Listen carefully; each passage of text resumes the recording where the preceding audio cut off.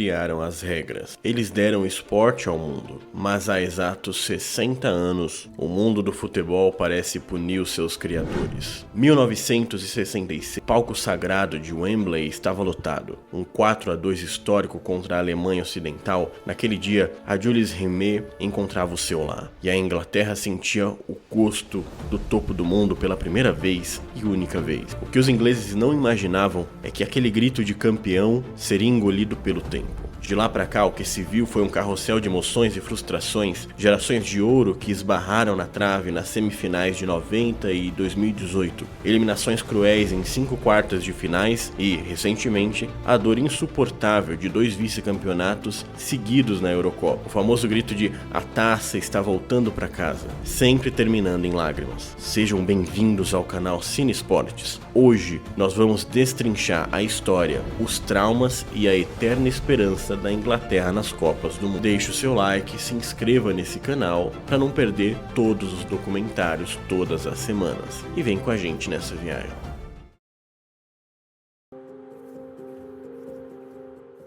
Para entender o tamanho da obsessão inglesa, precisamos voltar no tempo, especificamente em 1950, durante as primeiras Copas do Mundo. A Inglaterra, dona de uma soberba gigantesca, se recusava a participar. Eles se consideravam bons demais para jogar um torneio com o resto do planeta. Mas em 1950, no Brasil, eles decidiram finalmente agraciar o mundo com seu futebol. E a caminhada até aqui parecia mais um desfile. Nas eliminatórias, que usaram o tradicional campeonato britânico, os Three Lions passaram por cima dos vizinhos como um rolo compressor. Um 4-2 contra o país de Gales com o direito de hat-trick de Jack Milburn. Depois, um massacre impiedoso de 9-2 contra a Irlanda.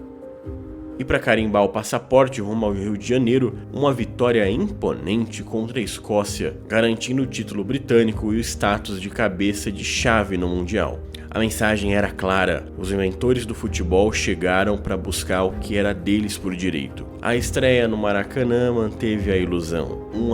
2-0 seguro contra o Chile, gols de Mortensen e Mannion. A Inglaterra parecia imparável. Até que cruzaram o caminho de um grupo de amadores em Belo Horizonte. 4 dias depois, no acanhado estádio de teto baixo de Minas Gerais, a Inglaterra enfrentou os Estados Unidos. De um lado, os profissionais consagrados, de outro, um time americano formado por lavadores de pratos, motoristas de furgão e professores. O resultado parecia óbvio, mas o futebol, ele adora destruir as certezas. Aos 38 minutos do primeiro tempo, Joey desvia a bola de cabeça e balança as redes inglesas. 1-0 para os Estados Unidos. O relógio correu, a pressão inglesa foi sufocante, mas o placar não mudou. Estava sacramentada a maior e mais emblemática zebra da história das Copas do Mundo. Um vexame tão inacreditável que gerou um mito urbano internacional, o de que os jornais em Londres, ao receberem o telegrama com o resultado, acharam que era um erro de digitação e publicaram que a Inglaterra havia vencido por 10-1. Uma lenda que o tempo desmentiu, mas que ilustra perfeitamente o choque daquela tarde. Atordoados pelo golpe em Belo Horizonte, os ingleses voltaram para o Rio de Janeiro, precisando vencer a Espanha para sobreviver. Mas a alma daquela equipe já tinha ficado em Minas. O espanhol Zarra marcou o único gol de partida, empurrando a Inglaterra direto para o avião de volta para casa.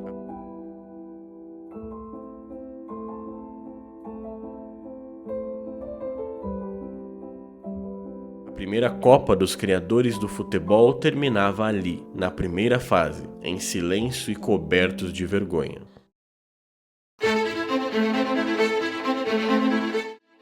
Quatro anos após o vexame histórico em Belo Horizonte, a Inglaterra precisava lamber as feridas e provar que ainda era uma potência. O palco da redenção seria a Suíça em 1954. E mais uma vez, as eliminatórias britânicas serviram para inflar o ego dos inventores do futebol.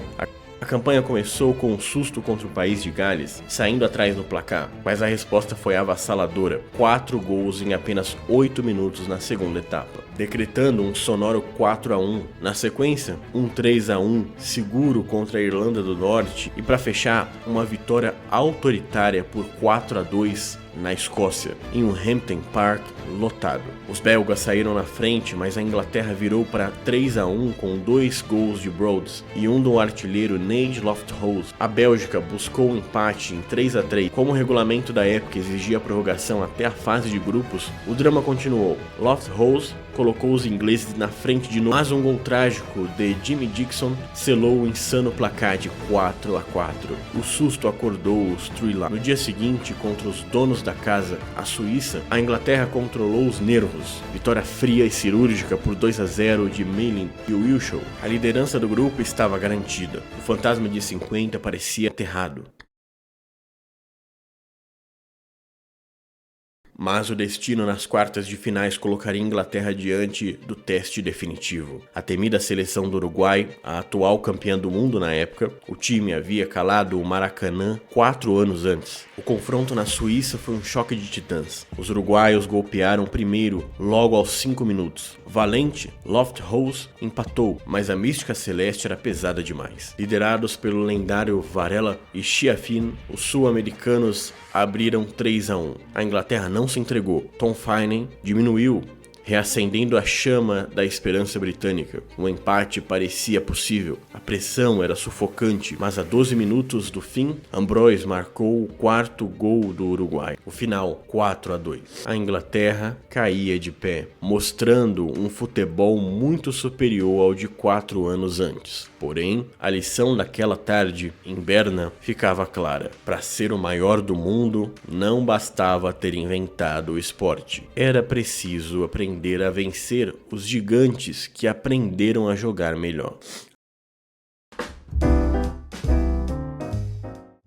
4 anos antes, o destino reservava à Inglaterra o capítulo mais doloroso de sua história esportiva, e que aconteceu muito antes da bola rolar na Suécia, em 1958. Pela primeira vez, os ingleses precisaram jogar contra seleções fora do Reino Unido nas eliminatórias, superando a República da Irlanda e a Dinamarca com autoridade. O time estava pronto, forte e embalado pela base de um dos maiores esquadrões da Europa, o Busby do Manchester United. Mas em fevereiro de 1958, 4 meses antes do Mundial, o desastre aéreo de Munique destruiu aquela geração.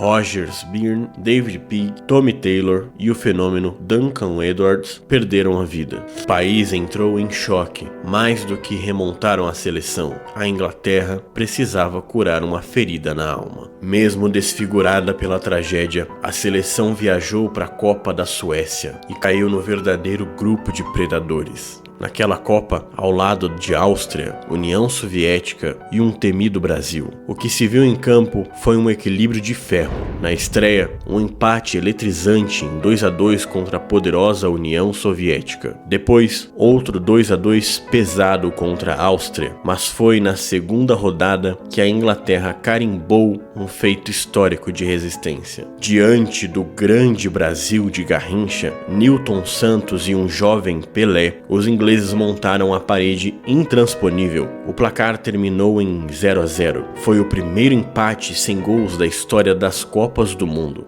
Um resultado que, ao fim do torneio, se tornaria o maior orgulho dos ingleses. Os Three Lions foram os únicos em toda a Copa a enfrentar o Brasil de 58, que cantou o planeta e foi campeão, sem serem derrotados. Ao fim da fase de grupos, a matemática foi cruel. A Inglaterra e a União Soviética terminaram empatadas em absolutamente tudo. 3 pontos, 4 gols marcados e 4 sofridos. Sem os critérios modernos de desempate, a vaga nas quartas de finais teria de ser decidida em um jogo extra, uma verdadeira final de sobrevivência. 2 dias após a última rodada, as duas potências voltaram e se enfrentaram em Gotemburgo. O cansaço passava nas pernas dos ingleses, e o gol de Ilin, no segundo tempo, selou o placar de 1-0 para os soviéticos. A Inglaterra estava eliminada na primeira fase, Mas, diferentemente do vexame em 50, a queda na Suécia foi recebida com dignidade. Diante do luto, das cicatrizes de Munique e de um grupo brutal, os ingleses caíram de pé. Eles sabiam que a reconstrução estava em andamento.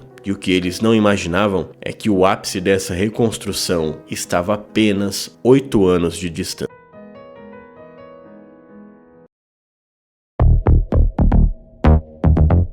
Os anos 60 levou o futebol de volta à América do Sul, o destino, o Chile, em 1962. E a Inglaterra carimbou seu passaporte sem grandes sustos nas eliminatórias, despachando Luxemburgo e batendo por... Mas se as eliminatórias foram tranquilas, a fase de grupos no Chile parecia um teste de sobrevivência em meio à Guerra Fria. Os ingleses caíram em um verdadeiro caldeirão contra a Hungria, a Bulgária e a gigante Argentina. Após o tropeço na estreia por 2-1 contra os húngaros, os Three Lions precisavam de uma resposta imediata, e ela veio no clássico contra os argentinos. Uma vitória imponente por 3-1, com gols de Ron Flowers, do craque Jimmy Grave e de um jovem iluminado chamado Bobby Charlton. Com um empate cirúrgico sem gols diante da Bulgária, a Inglaterra carimbava a classificação em segundo lugar. O problema? O cruzamento nas quartas de finais colocava, mais uma vez, o pior adversário possível no caminho dos ingleses, o Brasil, atual campeão do mundo. O Brasil não tinha Pelé, lesionado, mas tinha o gênio das pernas tortas. Naquela tarde, em Viña del Mar, a Inglaterra conheceu o furacão chamado Mané Garrincha. Aos 31 minutos, Garrincha abriu o placar de cabeça.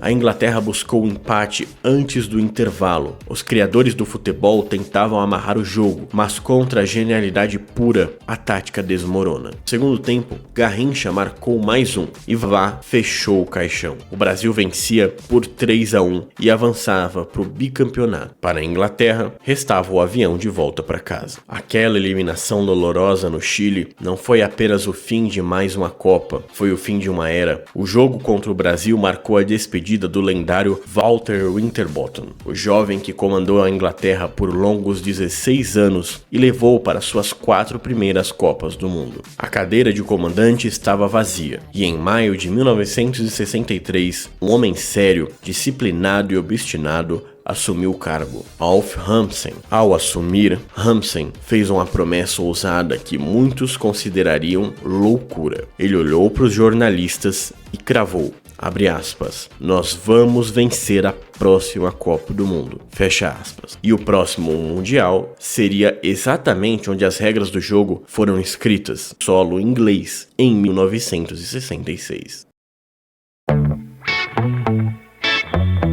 1966. O futebol voltava para os braços do seu criador. A promessa audaciosa de Alf Ramsden ganhava vida sob o teto sagrado do estádio antigo de Wembley. Pela última vez na história do torneio, um país anfitrião teria o privilégio de jogar absolutamente todas as suas partidas dentro de sua maior fortaleza. E a Inglaterra transformou Wembley em fortaleza impenetrável. A caminhada começou fria, com um empate de 0-0 diante do Uruguai, mas o motor do Three Lions engrenou. Vitórias cirúrgicas por 2-0 contra o México e contra a França garantiram a liderança do grupo. Detalhe, a defesa inglesa parecia feita de concreto, nenhum gol sofrido. Nas quartas de final, uma verdadeira guerra contra a Argentina, uma partida tensa marcada pela histórica e polêmica expulsão do capitão argentino Antônio Hattin. No meio do caos, Geoff Hurst, um atacante que estava apenas no começo no seu segundo jogo internacional, subiu mais alto para marcar o gol da vitória por 1-0. Na semifinal,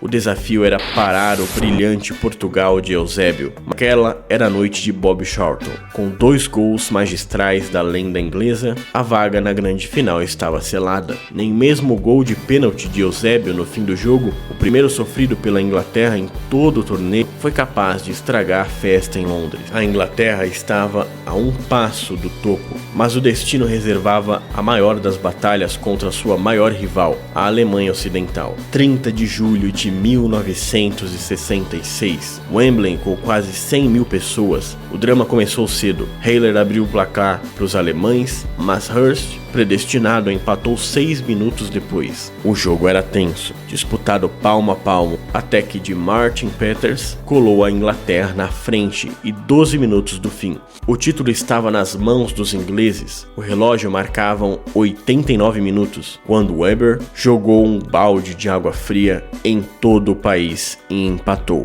2-2. Prorrogação. O silêncio Wembley durou pouco. No tempo extra, o lance que mudaria a história das Copas para sempre. Geoff Hurst gira na área e solta uma bomba. A bola explode no travessão, bate no chão e a defesa alemã afasta. O árbitro hesita. É então que entra em cena o bandeirinha soviético, Tofi Barhamov. Ele corre para o meio e valida o gol. A bola cruzou ou não a linha? Uma polêmica eterna que a tecnologia debate até hoje. Um fim de prorrogação, fechando o placar de 4-2 e completando um hat-trick lendário, um feito tão raro em finais de Copas do Mundo que só viria a ser repetido 56 anos depois por Kylian Mbappé no Catar. A Inglaterra era finalmente campeã do mundo.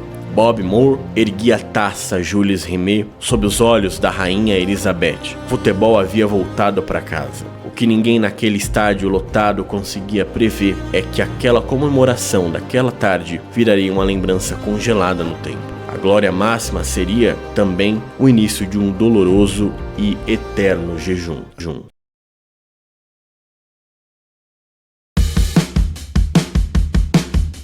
Como atual campeã, a Inglaterra desembarcou no México em 70, com a coroa na cabeça e vaga garantida. Mas o favoritismo inglês seria testado em um grupo de ferro, ao lado de Romênia, Tchecoslováquia e o lendário, é claro, Brasil de Pelé. Foi uma fase de grupo cirúrgica, onde cada jogo foi decidido no detalhe de um único gol. Vitórias por 1-1 contra romenos e tchecos garantiam a classificação. Mesmo com o tropeço, também por 1-1, diante do esquadrão brasileiro que viria a ser tricampeão, os Three Lions avançaram em segundo lugar. E o destino, irônico, como sempre, colocou um fantasma no caminho das quartas de final, a Alemanha Ocidental. Era a reedição da final de 66. Mas antes mesmo da bola rolar, o primeiro golpe veio fora das 4 linhas. O lendário goleiro Gordon Banks, herói de 66, foi pego por uma forte crise de estômago na véspera da partida. Sem o seu paredão, Ralph Hampson teve que escalar o reserva Peter Bonetti. O clima de apreensão tomou conta do vestiário. Mesmo assim, em campo, a Inglaterra parecia destinada a repetir a história. Com uma atuação imponente, Alan Miller abriu o placar no primeiro tempo e Martin Peters ampliou o jogo no final da segunda etapa, 2-0 para a Inglaterra. Faltando apenas 20 minutos para o apito final, a semifinal parecia questão de tempo. Os torcedores ingleses já comemoravam, mas os alemães nunca desistem. Aos 70 minutos, o gênio Franz acertou um chute rasteiro que passou por baixo de Bonetti, diminuindo a vantagem incendiando o jogo. O pânico se instalou na defesa inglesa. Pouco depois, Uwe Seeler empatou de cabeça, jogando a decisão para a prorrogação. Com o psicológico destruído e o desgaste físico no limite sob o calor o golpe de misericórdia veio dos pés de Gerd Müller, virada histórica. Alemanha 3, Inglaterra 2. A vingança de 66 estava consumada e os atuais campeões caíram de forma traumática. O tombo no México fez mais que eliminar uma grande geração. Ele empurrou o futebol inglês para sua era mais sombria. O orgulho ferido virou um longo inverno. Nas 2 décadas seguintes, os criadores do futebol assistiram ao maior espetáculo da Terra pela televisão por 3 vezes, falhando miseravelmente em se classificar para as Copas do Mundo da Alemanha Ocidental em 74, Argentina em 78 e, mais tarde, dos Estados Unidos em 94. A coroa havia caído, e o grito de vitória começava a se transformar em um sonho cada vez mais distante. Depois de 12 longos anos assistindo ao maior espetáculo da Terra pela televisão, o jejum forçado finalmente chegava ao fim. Sob o comando do técnico Ron Greenwood, a Inglaterra superou um novo e duro formato de eliminatórias para carimbar o seu passaporte rumo à Espanha, em 1982. Os criadores do futebol estavam de volta no jogo, e o início dessa campanha deu ao mundo a impressão que os Three Lions vinham para buscar a taça. Pela primeira vez em sua história, a Inglaterra varreu a fase de grupos de uma Copa do Mundo em 100% de aproveitamento. Na estreia, um sonoro 3-0 contra a poderosa França, com direito a 2 gols do lendário Brian Robson. Depois, um 2-0 categórico sobre a Tchecoslováquia. E para fechar a primeira fase, com chave de ouro, uma vitória cirúrgica por 1-0 contra os estreantes do Kuwait. 3 jogos, 3 vitórias, liderança absoluta e a moral no topo. Mas o destino e a FIFA decidiram complicar o caminho. A Copa de 82 trouxe um formato inédito e confuso, uma segunda fase de grupos compostas por 3 seleções, onde apenas a primeira colocada avançaria para as semifinais. A Inglaterra caiu num triângulo perigoso ao lado da Alemanha Ocidental e da dona da casa, a Espanha. Na abertura do grupo, um empate tenso, amarrado, em 0-0 contra os alemães. Na sequência, a Alemanha venceu a Espanha por 2-1 e foi aí que a matemática se tornou um pesadelo para os ingleses. Para avançar à semifinal, a Inglaterra entrou no gramado do Santiago Bernabéu, precisando vencer a Espanha 2 gols de diferença. O cenário era de pura pressão. Os ingleses martelaram, pressionaram, buscaram o gol de todas as formas, mas a bola insistia em não entrar. O apito final selou o doloroso e frustrante 0-0. O torcedor inglês não conseguia acreditar no que estava vendo. A Inglaterra se despedia da Espanha com uma estatística surreal. Terminou o torneio completamente invicta. Foram 3 vitórias e 2 empates, com apenas 1 gol sofrido em 5 jogos, eliminados sem perder uma única partida. Aquela noite melancólica em Madrid encerrou a era de Ron Greenwood no comando. A Inglaterra precisava de sangue novo para transformar sua solidez em gol, e o homem escolhido para essa missão foi Bob Robson. Mal sabiam que a próxima parada, em 86, reservaria o capítulo mais polêmico, vingativo e genial da história do futebol mundial. O ano era 1986, o destino, mais uma vez, o México. A Inglaterra chegava ao Mundial com a moral renovada após uma caminhada invicta nas eliminatórias, despachando Romênia, Finlândia, Turquia e Irlanda do Norte. O time de Bob Robson parecia pronto, mas quando a bola rolou, em solo mexicano, o cenário virou um pesadelo. A estreia foi um soco no estômago, derrota por 1-0 para Portugal. No jogo seguinte, um empate amargo e sem gols contra Marrocos, em uma partida dramática onde Ray Wilkins acabou expulso. À beira do abismo e flertando com uma eliminação precoce, os Three Lions precisavam de um milagre na última rodada. E foi aí que o faro do gol de Gary Lineker despertou. Em uma atuação de gala contra a Polônia, Lineker chamou a responsabilidade e anotou um hat-trick espetacular. Vitória por 3-0 e a classificação garantida em segundo lugar do grupo, o embalo continuou nas oitavas de final. Outro atropelo por 3-0, dessa vez contra Paraguai, com mais 2 gols de Lineker. A Inglaterra estava viva, perigosa e nas quartas de final, mas o próximo cruzamento carregava um peso que ia além, muito além do futebol. Do outro lado do campo estava Inglaterra e Argentina. Que bancadas era de pura eletricidade. E os 45 minutos daquela partida entrariam para a eternidade por 2 lances que definem perfeitamente as 2 faces do futebol. Aos 6 minutos da segunda etapa, a malícia superou a regra. Diego Armando Maradona divide pelo alto com o goleiro inglês Peter Shilton. O baixinho argentino, de forma inacreditável, usa a mão esquerda para socar a bola para dentro da rede. Os jogadores ingleses cobram, mas a infração passa batida. O gol é validado. Nascia ali os protestos britânicos contra a polêmica Mão de Deus, como foi dado o nome na época. Os ingleses ainda assimilavam. Minutos depois, o Azteca testemunhou em bola ainda no seu campo de defesa. Com os giros curtos, ele deixa os 2 primeiros ingleses para trás. Com os giros curtos, ele deixa os 2 primeiros ingleses, os defensores, como se fossem fantasmas. Ele invade a área, dribla o goleiro Peter Shilton. Ele invade a área, dribla o goleiro Peter Shilton e empurra pro fundo da rede. O gol do século, uma obra de arte pintada diante dos olhos impotentes de defesa britânica. Mesmo por 2 históricos, a Inglaterra honrou-se correção. O time se lançou ao ataque, Gary Lineker diminuiu o placar para 2-0, correção. Gary Lineker diminuiu o placar para 2-1, anotando seu 6º gol no torneio. Como consolo, o torcedor Gary Lineker fez história ao receber a prestigiada chuteira de ouro. Correção. Como consolo para o torcedor, Gary Lineker fez história ao receber a prestigiada chuteira de ouro, tornando-se o primeiríssimo jogador inglês a ser artilheiro isolado de uma Copa do Mundo. Eles sabiam que tinham um elenco para ir mais longe, mas o destino havia escolhido o lado argentino. Para os Three Lions, restava engolir o orgulho e definitivo na marca do gol. Agora, 1990, a Inglaterra flertou perigosamente com o desastre. Mesmo terminando as eliminatórias invicta e sem sofrer de Bobby Robson, ficou em segundo lugar sobre a Dinamarca. Os criadores do futebol entravam no Mundial pelas portas dos fundos, como um dos melhores segundos colocados. E a fase de grupos, isolada nas ilhas da Sardenha e da Sicília, guardava um verdadeiro teste de sobrevivência. A República da Irlanda, do Egito e da poderosa Holanda, a atual campeã europeia. A Inglaterra começou travada. Empates em 1-1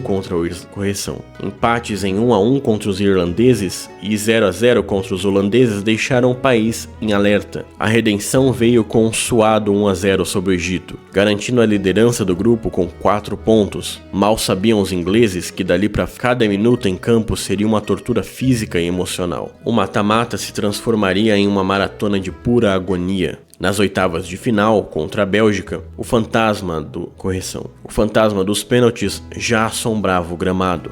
O jogo foi para a prorrogação e no último suspiro, aos 119 minutos, David Platt acertou para os ingleses. Nas quartas de final, o adversário era a histórica seleção de Camarões e a primeira equipe africana a chegar tão longe. Platt abriu o placar, mas os camaroneses viraram para 2-1, flertando com a história. Faltando 7 minutos para o fim, Gary Lineker sofreu e converteu extra. Lineker bateu mais um pênalti com frieza de gelo, selando 3-2. A Inglaterra estava na semifinal, mas o preço físico foi devastador. Pela terceira vez seguida, o jogo dos ingleses foi para a prorrogação, um feito inédito na história da Alemanha Ocidental. Após o empate em 1-1 no tempo normal e 30 minutos de prorrogação dramática sem gols, o destino final não pôde ser evitado. A vaga na final da Copa do Mundo seria decidida na marca do correção. A vaga na final da Copa do Mundo seria decidida na marca do Cal, o início de uma maldição. O lendário goleiro Peter Shilton escolheu o lado certo em todas as cobranças alemãs, mas o poder de execução dos germânicos, o quarto pênalti da Inglaterra cobrado por Stuart Pearce. Na sequência, Olaf Thon marcou para a Alemanha. Toda a pressão do mundo desabou sobre os ombros de Chris Waldau. Dava para manter o sonho. Ele precisava marcar para manter o sonho vivo. Waldau correu, bateu e a bola subiu. A terra estava eliminada. O choro inconsolável dos jogadores no gramado virou a imagem de uma geração na disputa do terceiro lugar. Já sem forças psicológicas, os ingleses perderam por 2-1 para a anfitriã Itália no a Itália no tempo normal. Apesar da dor, aquela foi desde o título em 1966, mas a eliminação em Turim deixou uma cicatriz profunda. A era de Bob Robson chegava ao fim, e o futebol inglês descobriu seu pior e mais duradouro pesadelo, os pênaltis. Agora a Copa de 1998. Depois do doloroso hiato de 1994, quando assistiu ao Mundial dos Estados Unidos pelo sofá, a Inglaterra sabia que não podia falhar novamente. Sob o comando de Glenn Hoddle, rota em casa para a Azurra, o destino inglês foi decidido em uma verdadeira batalha tática no Estádio Olímpico de Roma. O empate em 0, tenso e nervoso, carimbou o passaporte da Inglaterra direto para a Copa da França tenso e nervoso, carimbou o passaporte da Inglaterra direto para a Copa da França em 1998. Os criadores do futebol estavam de volta. Na fase de grupo, a campanha misturou solidez e sustos. Uma estreia segura com a vitória por 2-0 sobre a Turcos. Na sequência, um tropeço doloroso por 2-1 contra a Romênia na reta final do jogo. Ofuscando a rodada decisiva contra a Colômbia, a classe inglesa prevaleceu. Um triunfo por 2-0 com gols de Darren Anderton e de falta magistral de um jovem promissor chamado David Beckham. A Inglaterra avançava em um segundo lugar. O problema? O cruzamento nas oitavas de final colocava diante deles o rival mais implacável de suas memórias, a Argentina. Saint-Étienne foi o palco de uma das partidas eletrizantes da história das Copas. O primeiro tempo foi um turbilhão de emoções. Batistuta abriu o placar para os argentinos de pênalti. Alan Shearer empatou 4 minutos depois, também na marca do Cal. Foi então que o mundo testemunhou uma obra-prima. O garoto prodígio arrancou do meio de campo, deixou a defesa argentina para trás e virou o jogo, um golaço monumental. No entanto, nos acréscimos da primeira etapa, Zanetti empatou para a Argentina 2-2. Mas o verdadeiro drama começaria logo no início do segundo tempo e ele mudaria a vida de um jovem para sempre. Aos 47 minutos, após sofrer uma falta de Diego Simoni, David Beckham, ainda caído no chão, deixava-se levar pelo calor do momento e chuta a perna. Simoni valoriza a queda. O árbitro não hesita e aplica cartão vermelho direto. Uma expulsão controversa que deixou a Inglaterra durante toda a segunda etapa da prorrogação. Com a bravura e um espírito de luta heróico, os ingleses resistiram ao bombardeio, seguraram o 2-2, levaram o jogo para o tempo extra e, inevitavelmente, para o maior pesadelo da história do país, os pênaltis. Na marca do Cal, o drama de 90 voltou a assombrar a nação. O goleiro David Seaman chegou a dar esperanças ao defender uma cobrança argentina, mas do outro lado, o goleiro Carlos Roa transformou em uma muralha. Ele defendeu 2 cobranças inglesas, incluindo um chute decisivo de David Beattie. A Inglaterra caía de novo nos pênaltis, mas o pós-jogo seria ainda mais cruel. Ao retornar para casa, a frustração do país transformou-se em uma fúria direcionada a um único alvo. David Beckham foi eleito o grande vilão da eliminação. O craque passou e projetes pelo correio. Era o retrato de uma nação ferida que viu o talento de uma grande geração ruir entre a malícia do adversário e o eterno fantasma da marca do Cal. A virada do milênio trouxe uma revolução para os criadores de futebol.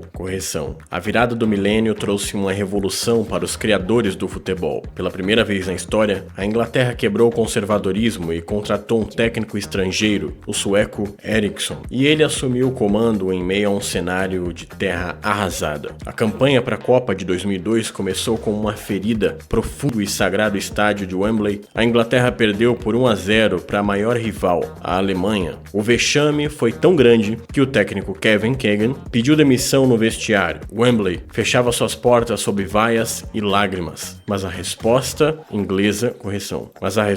inglesa nas eliminatórias viria de forma avassaladora. Em uma noite mágica, troçou a Alemanha dentro da sua própria casa, um massacre histórico por 5-1. A vaga direta no primeiro Mundial da Ásia foi sacramentada na última rodada, com uma cobrança de falta antológica de David Beckham. Para a repescagem, a Inglaterra ia para o topo do grupo. Ao desembarcar no Japão, o destino, sempre com um senso de drama apurado, colocou após ser crucificado e ameaçado de morte. 4 anos depois de ser crucificado e ameaçado pela eliminação na França, David Beckham estava frente a frente com seu passado. Aos 44 minutos do segundo tempo, aos 44 minutos do primeiro tempo, pênalti para a Inglaterra. Beckham assumiu a sua responsabilidade frente a frente com a história. Ele bateu forte no meio do gol, 1-0. Os Three Lions se vingavam de 1998 e o vilão da nação finalmente se consagrava como um herói definitivo. Apesar da vitória épica, um empate morno contra a Nigéria em 0-0 fez a Inglaterra avançar em segundo lugar no grupo. Nas oitavas, os ingleses deram um show atropelo por 3-0 sobre a Dinamarca. Gols de Rio Ferdinand, Michael Owen e Emily Heskey. O time jogava muita bola, mas a vice-liderança na fase de grupos cobrou seu preço. Nas quartas de final, os ingleses cruzariam com um bicho-papão do torneio. Abriu o placar. O país inteiro começou a acreditar que derrubar o favoritismo brasileiro era possível, mas o futebol tem seus próprios gênios. Nos acréscimos do primeiro tempo, Ronaldinho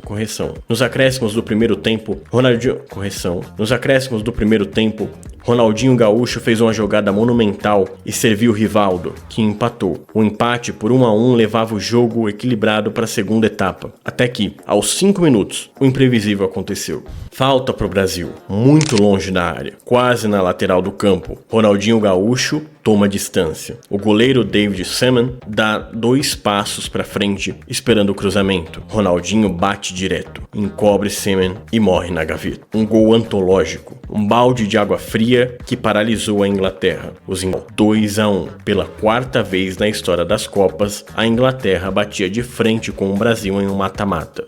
E pela 4ª vez, os brasileiros saíam de campo para se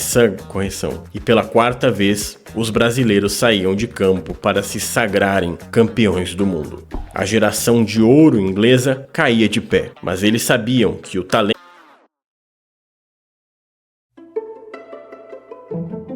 seria adiado para 2006, na Alemanha, onde uma vez. Em 2006, o futebol voltava para a Alemanha. Agora, 2006. Em 2006, o futebol voltava para a Alemanha e a Inglaterra desembarcou no Mundial carregando aquela que muitos especialistas consideraram a maior coleção de talentos individuais que o país já reuniu de uma só vez. David Beckham, Steven Gerrard, Frank Lampard, Rio Ferdinand e o jovem fenômeno Wayne Rooney. A classificação nas eliminatórias veio sem grandes dramas na liderança do grupo. Apesar de um tropeço histórico e vergonhoso por 1-0 diante da vizinha Irlanda do Norte, em Belfast, mas quando a bola rolou na Alemanha, aquela arrastada, burocrática e pouco convincente. A estreia teve vitória por 1-0 contra o Paraguai, garantida apenas por um gol contra logo aos 3 minutos. No dia seguinte, de Trinidad e Tobago, o país flertou com o vexame. O placar foi Crouch antes de Stephen Gerrard fechar o 2-0 nos acréscimos. Com um empate de 2-2 contra a Suécia na última rodada, os ingleses garantiram a liderança do grupo B e, pelo menos, atingiram o primeiro objetivo, evitar o cruzamento precoce contra os donos da casa. Nas oitavas de final, o brilho individual mais uma vez salvou uma atuação coletiva fraca contra o valente Equador. Foi o pé direito calibrado de David Beckham que resolveu o jogo, uma cobrança de falta magistral, cirúrgica, estufando as redes para garantir 1-0 e a vaga nas quartas de final. A Inglaterra estava a um passo das semifinais, mas o destino colocou Portugal, comandada por ninguém menos do que Luiz Felipe Scolari, o mesmo Felipão que havia eliminado os ingleses 4 anos antes com o Brasil. O confronto virou um teste de sobrevivência. No segundo tempo, o teto desabou para os ingleses. Wayne Rooney pisou em um adversário. O árbitro não perdoou e aplicou um cartão vermelho direto. Com um homem a menos, a Inglaterra se fechou na defesa. O cansaço era extremo, mas a garra britânica segurou o 0-0 no tempo normal e também na prorrogação. De forma inevitável e cruel, a decisão ia por pior cenário possível para os ingleses: os pênaltis. Foi então que a marca do Cal testemunhou a consagração de um monstro sagrado. O goleiro português Ricardo transformou-se em uma muralha humana intransponível e fez a história ao se tornar o primeiro goleiro a defender 3 cobranças em uma única disputa de Copas do Mundo. Ele parou Lampard, ele buscou a cobrança de Jamie Coher. O único inglês que conseguiu balançar as redes foi Owen. Portugal vencia por 3-1. A Inglaterra estava eliminada. A geração de ouro saía e caía sem nunca ter jogado o futebol que o mundo esperava. Aquela tarde melancólica marcou também a despedida do técnico Eriksson do comando da seleção. Os criadores do futebol voltavam para casa vazias, engolindo o mesmo veneno de sempre. A maldição dos pênaltis continuava viva e o inverno inglês correção, pois os anos seguintes reservariam o período de maior escassez e frustração recente dos Three-Lions. Copa de 2010. A África do Sul abriu os braços para a primeira Copa do Mundo em solo africano em 2010, sede de respostas. Após o fiasco vexatório de ficar de fora do Euro 2008, a seleção trouxe o renomado técnico italiano Fabio Capello para colocar ordem na casa. As eliminatórias foram um passeio, 9 vitórias em 10 jogos, atropelando a Croácia e carimbando a vaga com autoridade. Sorteada em um grupo teoricamente muito fraco, ao lado de Estados Unidos, Argélia e Eslovênia, a Inglaterra parecia ter o caminho pavimentado, mas a seleção conseguiu transformar a facilidade em um autêntico filme de terror. Logo na estreia, o primeiro golpe foi muito bizarro. A Inglaterra vencia os Estados Unidos quando o goleiro Robert Green aceitou um chute fraco, rasteiro e engoliu um frango inacreditável. Empate em 1-1. Na sequência, uma atuação nula e sem alma terminou em um doloroso 0-0 contra a Argélia. Ao apito final, as arquibancadas ecoaram a sonora vaia da própria torcida inglesa. A crise era tão viva que o astro Wayne Rooney saiu de campo encarando a vitória magra por 1-0 sobre a Eslovênia, evitou a tragédia da queda precoce, mas o segundo lugar no grupo cobrou a pior fatura possível: cruzar o caminho da implacável Alemanha nas oitavas de final. O confronto começou em um ritmo frenético. A Alemanha golpeou primeiro e abriu 2-0 e Podolski, aproveitando o apagão da defesa britânica, valente, o zagueiro Matthew Upson Bessa, recolocando a Inglaterra no jogo. Foi então que, aos 38 minutos do primeiro tempo, o mundo do futebol parou.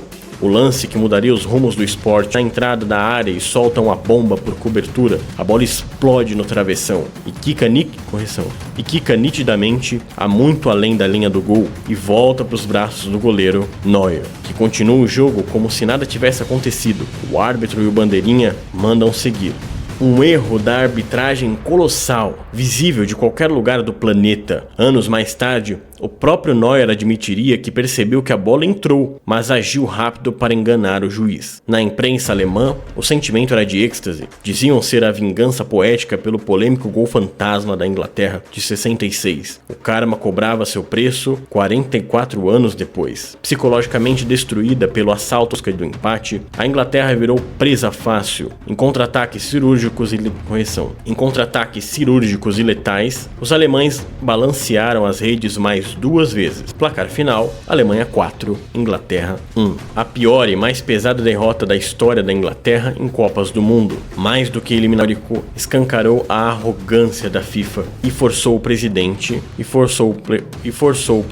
Blatter a ceder. A recusa histórica dos dirigentes em usar a tecnologia de forma definitiva a implementação da tecnologia da linha do gol no futebol, da linha de gol no futebol mundial. Mas para os criadores do esporte, a modernidade chegava tarde demais. A seleção voltava para casa humilhados, assombrados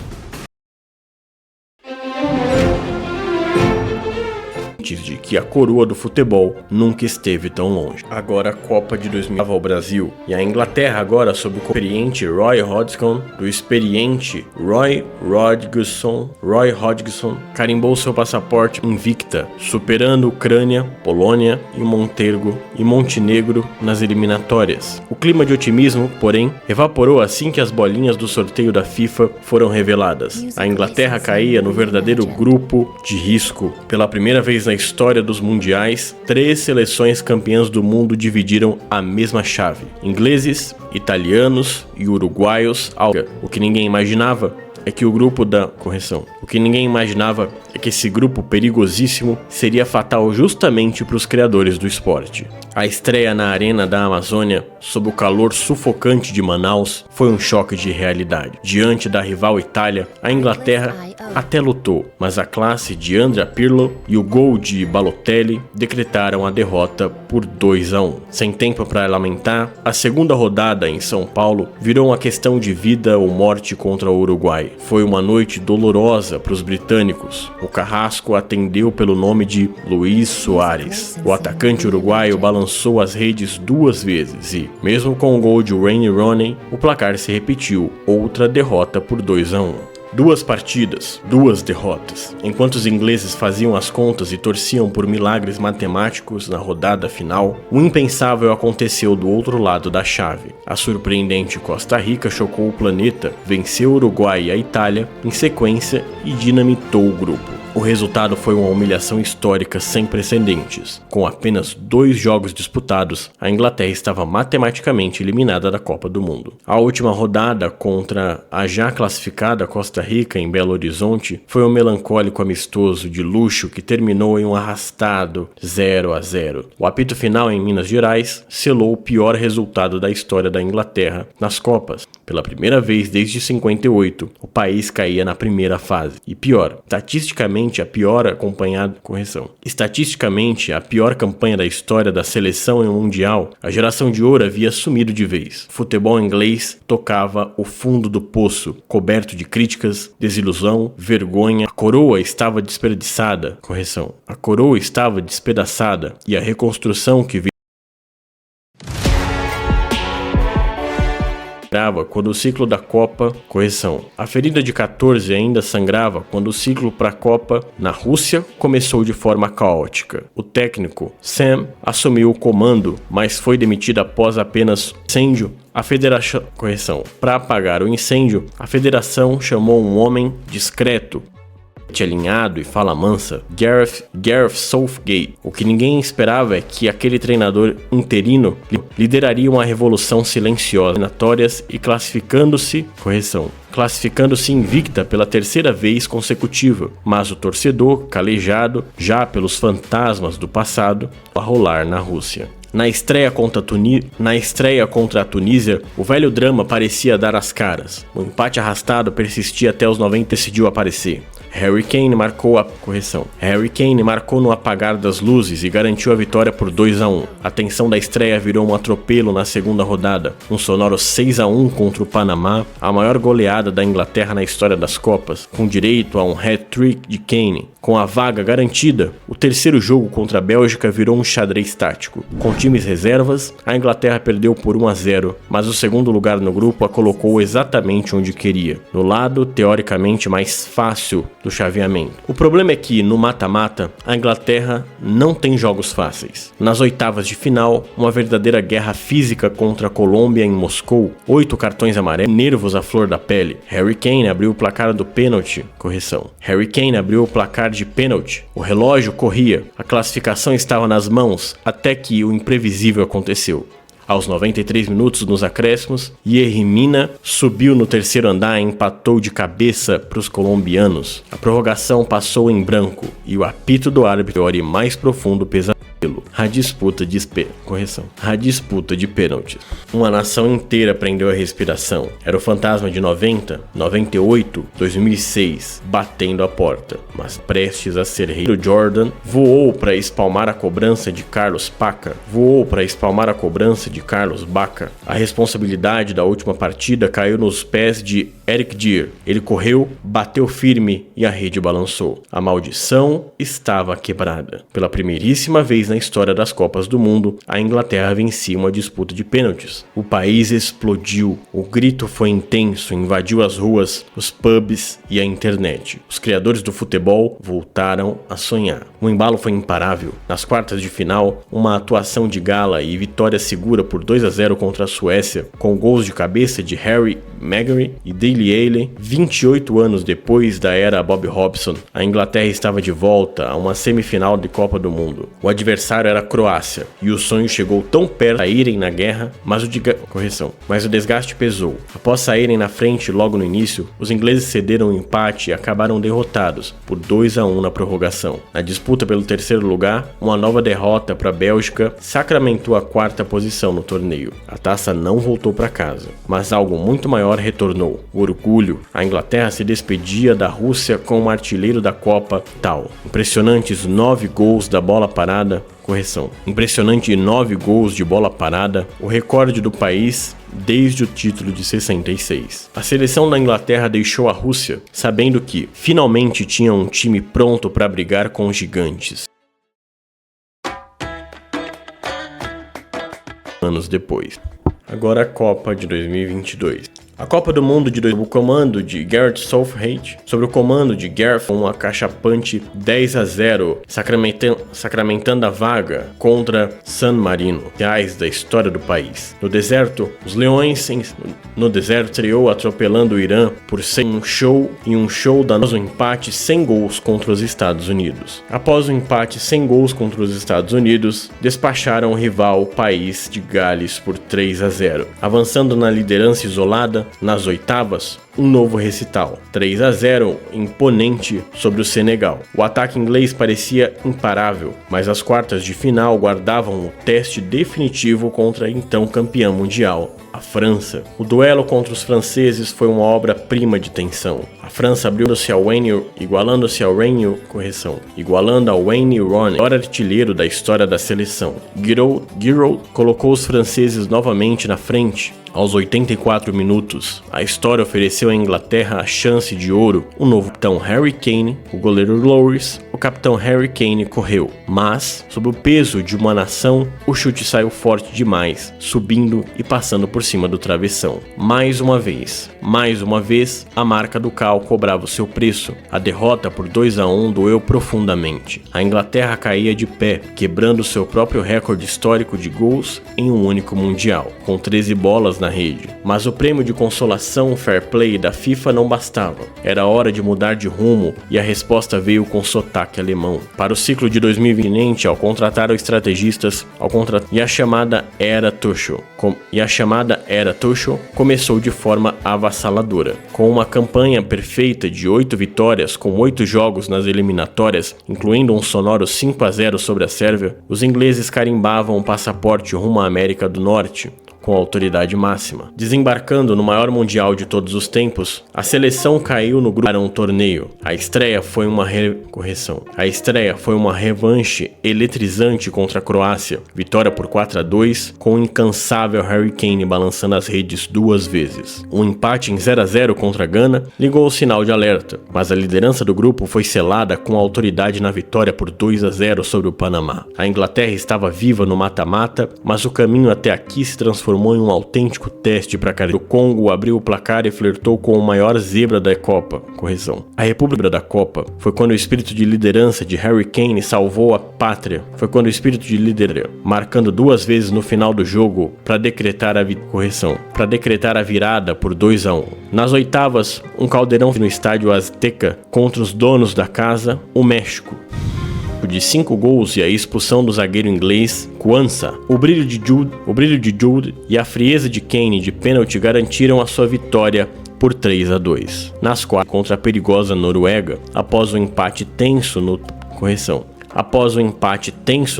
tempo normal, foi ele, o herói da nova geração, Jude, quem chamou a responsabilidade na prorrogação. Com 2 gols na partida, o craque garantiu o triunfo por 2-1 em Miami. 36 anos após o drama de 90, 18 anos depois do trauma de 2006, o destino recolocava a Inglaterra exatamente no centro do palco que definiu suas maiores dores e rivalidades históricas. Está na semifinal da Copa do Mundo de 2026 e enquanto esse vídeo está sendo produzido, ela irá jogar contra a Argentina. É a chance definitiva de enterrar os fantasmas do passado, de vingar as quedas históricas. Finalmente, o futebol está pronto para voltar para casa. Para você que está assistindo esse documentário após o jogo da Inglaterra, você já vai saber se ela ganhou ou não, inclusive a Copa do Mundo. Se ela foi eliminada, deixa aí nos comentários por que você acha que ela perdeu, se ela tente nessa Copa. Mas a resposta definitiva será